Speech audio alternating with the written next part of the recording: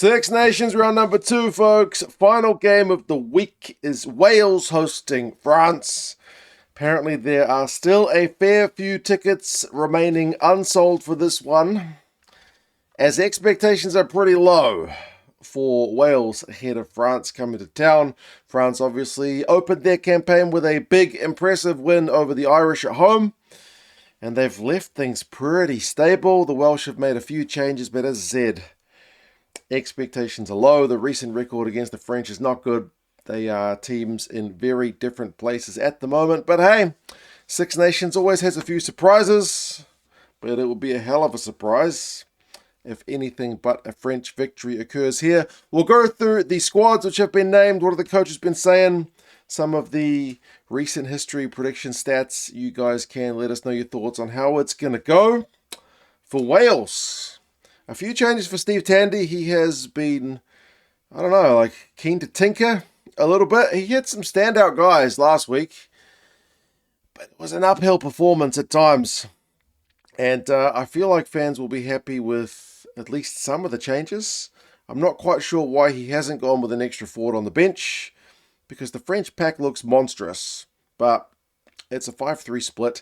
Reece Carey, Dewey Lake, and Thomas Francis, they have changed the props.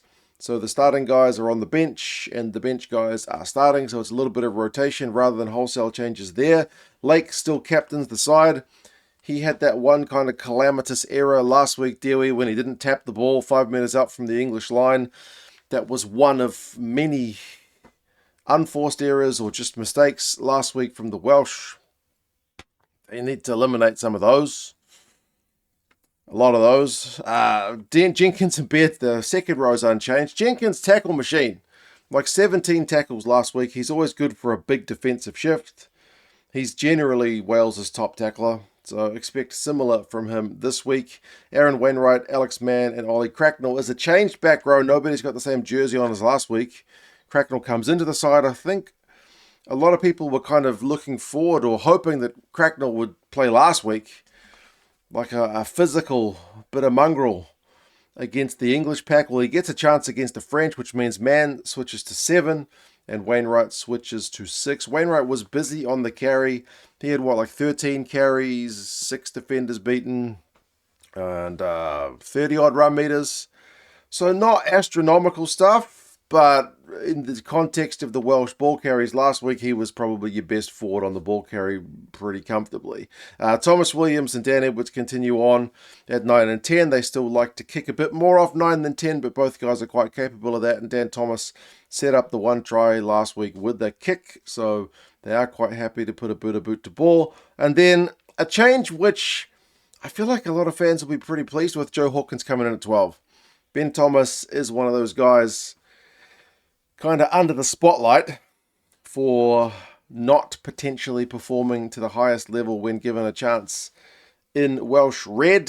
That pass to Reece Samet, which the guys just didn't connect with, which led directly to an English try last week, was perhaps just one of those examples last week, wasn't it? So Hawkins coming in means Ben Thomas sits for a week. We'll see how Hawkins goes. And Eddie James is still there at 13. The back three is unchanged with me on the right wing, Adams on the left, and Reece Samet at fullback. So, it's a bit of tinkering. It's not wholesale changes, and a bit of rotation there as well. Ryan Elias is coming on the bench. Ben Carter and Plumtree are there. For the love of goodness, hopefully Plumtree doesn't give away any penalties. And 3 backs with Hardy, Jarrett Evans, and Mason Grady. So, like I said with the Scots, I feel like 6-2 might have been sensible, but we'll see what Steve Tandy's got up his sleeve. For the French, they have not gone with the temptation to just rotate the whole squad to what currently is the lowest ranked opponent in the Six Nations. Like, teams used to do it against Italy, play the B team or the half A, half B team against the Italians. Right now, Wales are 11th in the world, so you could have been tempted to change up the squad, but I guess they don't want to break the kind of cohesion which has been built after only one round thus far. So it's still Gros, Marchand, and Aldegheri, unchanged front row, and then Olivon and Guillard, same second row. So type 5 is unchanged. The entire forward back's unchanged, actually, because the Kos, Giroud, and Gelon are still there as well. They were immense against the Irish, particularly in the first half. Particularly a lot of carries from Guiar, who is a lock, but he's a loose forward as well. So he does have that extra bit of mobility. He was able to link up with his other forwards. He set up that try for Olivon. So they did really well.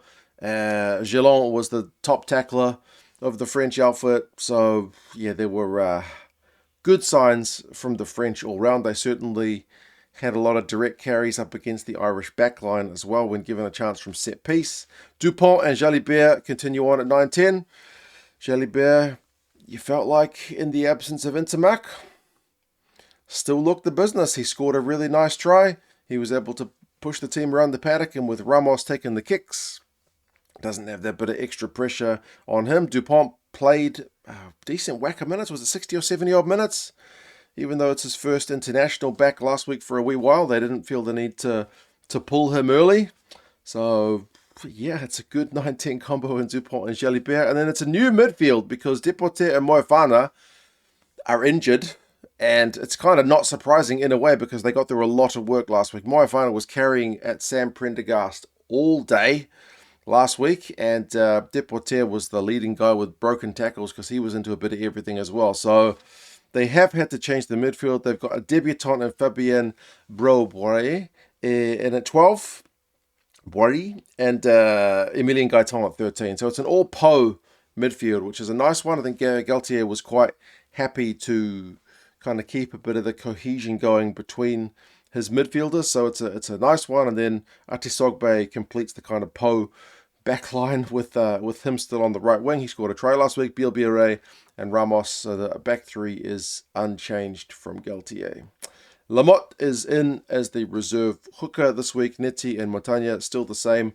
Prop replacements. Flamand, who was away with personal reasons last week, is back in on the bench, so he's a good addition to have in terms of a skillful lock. And then Miafu, the big lump of a lock, was also there as well. That's why I'm thinking the Welsh could have used a bit of bulk because they've also got Lenny Nouchi, the loose forward, there. So it's 6-2 for the French with Serrant and another debutant, Noah Nene, coming in the 23 jumper for the injured Calvin Gourg. So, yeah, the French are going to be dangerous. Both wings had 3 line breaks each last week against the Irish. So they get the wings into space. They get lots of carries from the forwards. The midfield goes very direct. They're a dangerous side. The French, stats-wise, the Welsh line-out was at 76% last week. Slightly better than the Scots, who were the worst, but that obviously needs to be better.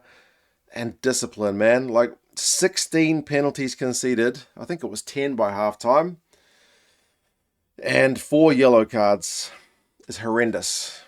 That just needs to be better. They did bring it up in the press conference. Steve Tandy was kind of asked a bit of a loaded question about, do you think that Wales are being unfairly targeted with getting a bit of a reputation for bad discipline, so you're getting pinged more? He kind of half-heartedly or semi-agreed with it as much as a coach can without getting himself into hot water. But either way, he took ownership for it. They're the only ones who can control it. So they need to get the discipline better.